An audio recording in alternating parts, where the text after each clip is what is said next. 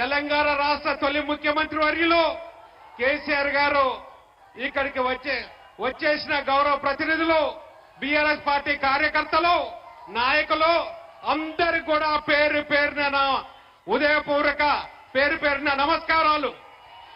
ఈ రోజున ఖమ్మం జిల్లాలో కని విని ఎరగని విధంగా విశేషంగా సారు వచ్చినప్పటి నుంచి మొదలుకొని ఇక్కడ దాకా పెద్ద ఎత్తున ఎప్పుడు కూడా ఖమ్మం జిల్లాలో, ఖమ్మం పట్టణంలో ఇంత పెద్ద ఎత్తున ప్రజలు రాలేదు.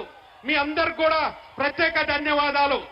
నేను ఎన్టీ రామారావు గారి స్ఫూర్తితో, చంద్రబాబు నాయుడు గారి పిలుపుతో రాజకీయాలకు వచ్చాను. ఆ రోజున మీరు మంచి మెజారిటీ ఇచ్చి పార్లమెంటుకి పంపించారు. నన్ను పార్లమెంటరీ పార్టీ నాయకుడు కూడా చేశారు. నాడు కేసీఆర్ గారు పోరాడి తెలంగాణ బిల్లుని 15th లోక్సభలో పెడితే ఆ బిల్లుపై నేను మొదటి ఓటు వేశాను. అదేవిధంగా కేసీఆర్ గారు నన్ను ఆదరించి, నన్ను అవకాశం ఇచ్చి మళ్ళా మీ ముందుకు పంపిస్తే మీరు మళ్ళా పెద్ద ఎత్తున ఖమ్మం జిల్లా ప్రజలు నన్ను ఒక ఖమ్మం జిల్లా బిడ్డగా, ఒక రైతు బిడ్డగా నన్ను ఆదరించి, కేసీఆర్ గారు ఆదరించి మీ మధ్యకు పంపితే మళ్ళా పెద్ద మెజార్టీతోనే మళ్ళా రెండోసారి కూడా నన్ను పార్లమెంటుకి పంపించారు. ఆ విధంగా నన్ను పార్లమెంటుకి మన నాయకుడు కేసీఆర్ గారు రెండోసారి మళ్ళా లోకసభ ఫ్లోర్ లీడర్ గా చేయడం జరిగింది. పార్లమెంట్ లో ఎన్నో సమస్యల మీద, తెలంగాణకి రావాల్సినటువంటి నిధుల మీద, తెలంగాణకి రావాల్సినటువంటి ప్రాజెక్టుల మీద, తెలంగాణ రైతుల కష్టాలు, తెలంగాణ ప్రజల కష్టాలు అన్ని కూడా నేను పార్లమెంట్ లో ప్రస్తావించాను.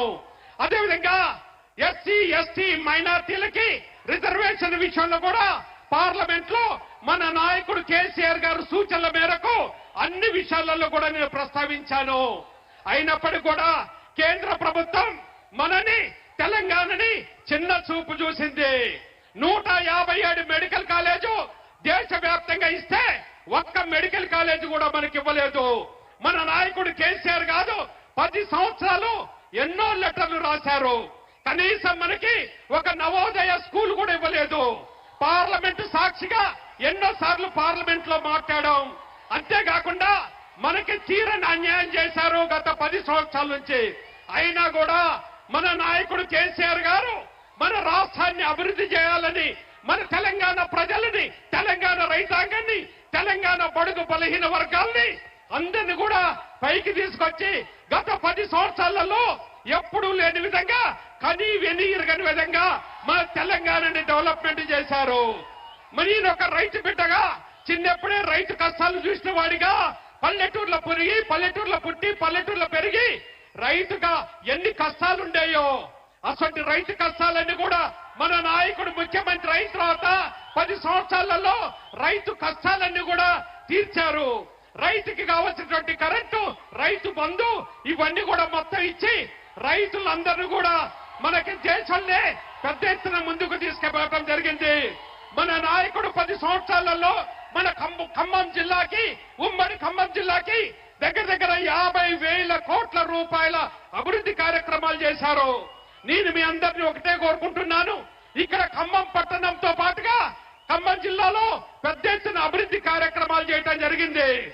ఈ రోజున మళ్ళొక్కసారి మీ అందరూ కూడా మీ బిడ్డగా తెలంగాణలో తెలంగాణ వారిని పార్లమెంట్ లో వినిపించాలంటే ఖచ్చితంగా కూడా మీరందరూ ఆశీర్వదించాల్సిన అవసరం ఉన్నది.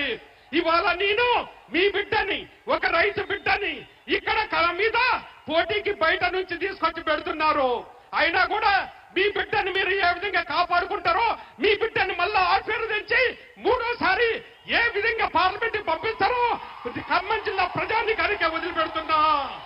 మీరు పంపించిన తర్వాత తెలంగాణలో తెలంగాణ వాడి ఇలా పార్లమెంటులో వినిపించాల్సిన అవసరం ఉన్నది. తెలంగాణ వాడిని పార్లమెంట్ లో వినిపించాలంటే అది సాధ్యపడేది బీఆర్ఎస్ ఎంపీలు మాత్రమే.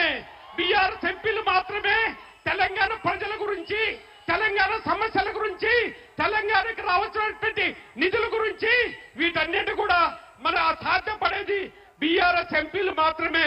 తెలంగాణలో గలమిప్పేది గత 5 సంవత్సరాలలో చూసినట్టయితే ఒక పార్టీ నుంచి 4 ఎంపీలు పోటీ చేశారు, ఇంకో పార్టీ నుంచి 3 ఎంపీలు వచ్చారు, బీజేపీ నుంచి 4 మంది వచ్చారు, కాంగ్రెస్ నుంచి 3 వచ్చారు. గత 5 సంవత్సరాలలో ఏనాడు కూడా తెలంగాణ ప్రజల గురించి కానీ, తెలంగాణ సమస్యల గురించి కానీ, తెలంగాణకు రావాల్సిన నిధుల గురించి కానీ, తెలంగాణ ప్రజల గురించి ప్రాజెక్టుల గురించి కానీ ఎప్పుడు కూడా వీళ్ళు నోరెత్తలేదు. నేను ఒక రైతు బిడ్డగా మన నాయకుడు వరి పండిస్తే వరి పంటని కొనుక్కుంటే మన నాయకుడు కేసీఆర్ గారు కేంద్రానికి వచ్చినప్పుడు, కేంద్ర ప్రభుత్వంతో మాట్లాడేటప్పుడు దీన్ని పార్లమెంట్ లో లేవనెత్తారు. ఇది ఇక్కడ వచ్చిన ప్రజలందరూ కూడా ఆలకించాల్సిన అవసరం ఉన్నది. నేను ఈ యొక్క 2 పార్టీల వాళ్ళని, ఈ యొక్క కాంగ్రెస్ పార్టీ వాళ్ళని, బీజేపీ పార్టీ వాళ్ళని నేను నోరు తెరిచి అడిగాను.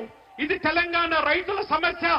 తెలంగాణ రైతులు పంటని పండిస్తే కొనట్లేదు, మీరు ఖచ్చితంగా కూడా పార్లమెంట్ లో మాతో పాటు మీరు సపోర్ట్ చేయండి అంటే వీళ్ళు పార్లమెంట్ లో ఏమాత్రం కూడా గొంతెత్తలేదు. చివరిగా మిమ్మల్ని కోరుకునేది ఒకటే, మన నాయకుడు నన్ను ఆశీర్వదించి